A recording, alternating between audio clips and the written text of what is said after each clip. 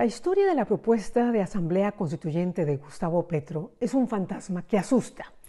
¿Cómo le podemos creer a un presidente que miente, que dijo una y otra vez cuando era candidato presidencial que no convocaría a una Asamblea Constituyente? Petro, ¿se compromete usted a no convocar una Asamblea Constituyente? Me comprometo a no convocar una Asamblea Constituyente y a defender a fondo la Constitución de 1991. En Colombia no se necesita una nueva Constitución, se necesita aplicarla. Entonces, ¿sí quiere una Asamblea Constituyente?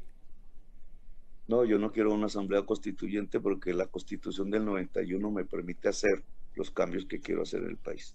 Incluso lo firmó sobre mármol. Y aquí estamos, a casi 2 años de su gobierno, seguimos hablando del tema.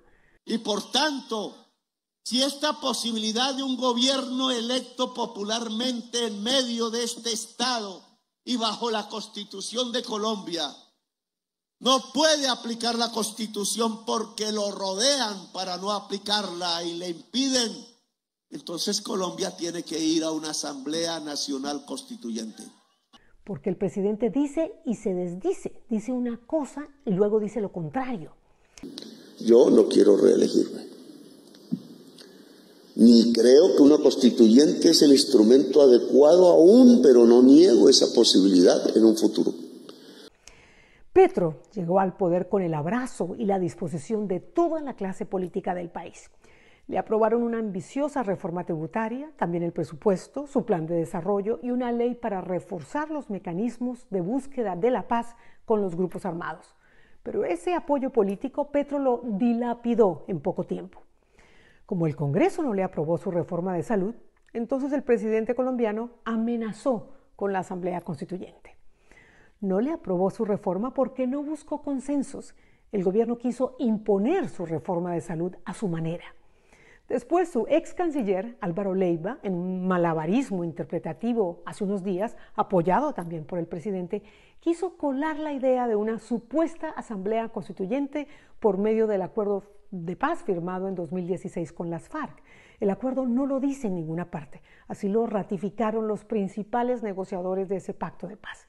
Incluso esa fue una propuesta de las FARC que en su momento fue rechazada en forma categórica en la mesa de negociación.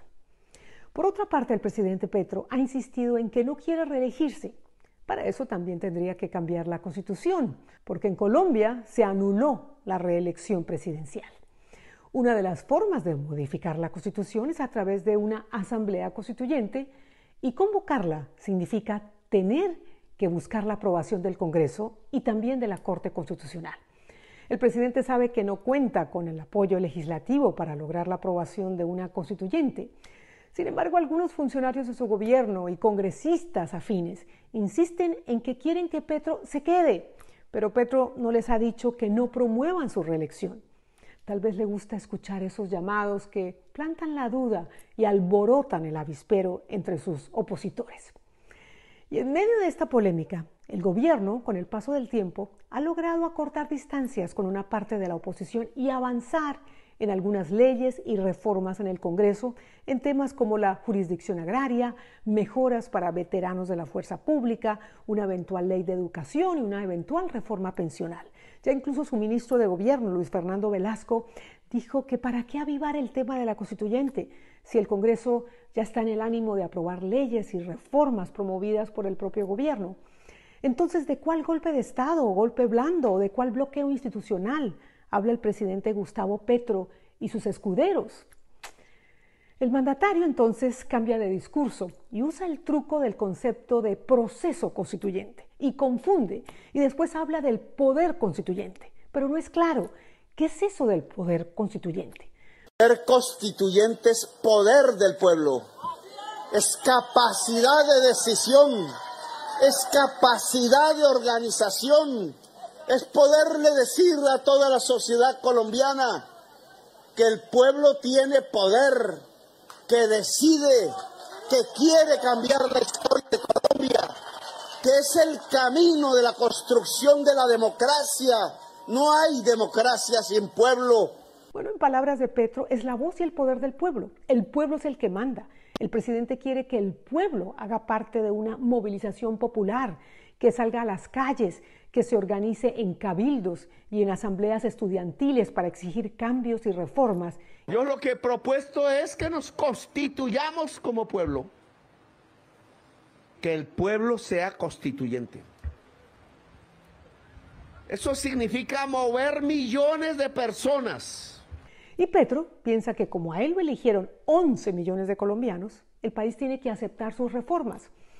Pero resulta que cualquier reforma constitucional tiene que pasar por el Congreso, y al Congreso también lo escogió el pueblo con 19 millones de votos. Y los que no votaron por Petro, que al igual que los seguidores de Petro, han salido en multitudes a gritar "fuera Petro", ellos también son pueblo.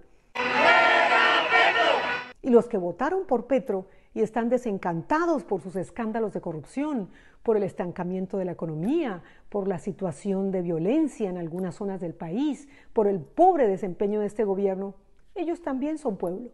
Todo ese pueblo, los de ese lado, los del otro, los del medio, puede salir a la calle. ¿Y cómo vamos a saber qué es lo que quiere el pueblo? Hagamos un poco de historia. En 1990, un movimiento estudiantil promovió la convocatoria a la Asamblea Constituyente que produjo la Constitución vigente de 1991 en Colombia. El país estaba desangrándose, con miles de muertos en un conflicto armado con las guerrillas y en una guerra terrorista que buscaba acabar con la extradición. Pero esos eran otros tiempos. Ahora, inspirados en esa gesta, ya comenzó a calentar motores en la principal universidad pública del país, la Universidad Nacional, dirigida por un nuevo rector impuesto por el gobierno, la idea de que sea un movimiento estudiantil el que pida a gritos una constituyente. ¿Y en las demás universidades, incluyendo las privadas, se van a quedar de brazos cruzados? Les pregunto, ¿cuál es la parte del pueblo que decide? ¿Cuál es la voz del pueblo que manda en las calles? Vaya usted a saber.